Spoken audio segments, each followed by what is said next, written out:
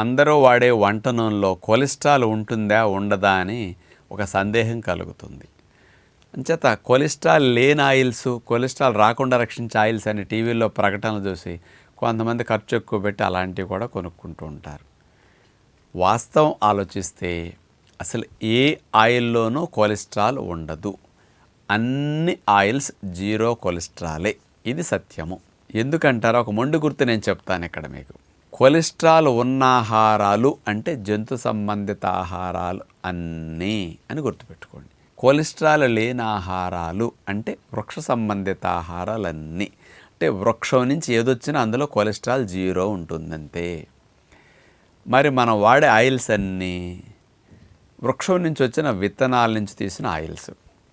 అందుకని plant oils కదా మనం వాడేది. అందుకని వేరుశెనగ నూనె, వేరుశెనగ పప్పులు జీరో కొలెస్ట్రాల్, వేరుశెనగ నూనె జీరో కొలెస్ట్రాల్, నువ్వులు జీరో కొలెస్ట్రాల్, నువ్వుల నూనె జీరో కొలెస్ట్రాల్. అట్లాగే సన్ఫ్లవర్ ఆయిల్, సన్ఫ్లవర్ పప్పు జీరో కొలెస్ట్రాల్, సన్ఫ్లవర్ ఆయిల్లో కొలెస్ట్రాల్ ఉండదు. అందుకని ఏ ఆయిల్ అయినా జీరో కొలెస్ట్రాలే. మరిగించేసరికి ఏమైనా కొలెస్ట్రాల్ వస్తుందా అనుకుంటారు.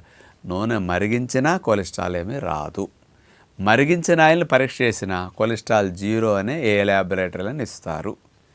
మరి కొలెస్ట్రాల్ ఎందుకు వస్తుంది ఆయిల్ వాడితే అంటే, నూనె మరిగించేసరికి 200 డిగ్రీలు 250 డిగ్రీల మధ్యలో వేడెక్కితే కానీ నూనె మరగదు. మరిగేసరికి నూనెలో ఉండే కొవ్వులన్నీ మంచి కొవ్వులల్లా చెడ్డ కొవ్వులుగా మారిపోతాయి, హార్డ్గా అయిపోతాయి, డ్యామేజ్ అవుతాయి. ఈ డ్యామేజ్ అయిన కొవ్వులను మనం తిన్న తర్వాత లోపలికి వెళ్ళి లివర్లోకి వెళ్ళాక కొలెస్ట్రాల్ తయారు చేసే మెకానిజం లివర్ కలిగి ఉంది కాబట్టి బ్యాడ్ కొవ్వుల నుంచి చెడ్డ కొలెస్ట్రాల్, బ్యాడ్ కొలెస్ట్రాల్ ఎక్కువ తయారు చేస్తుంది.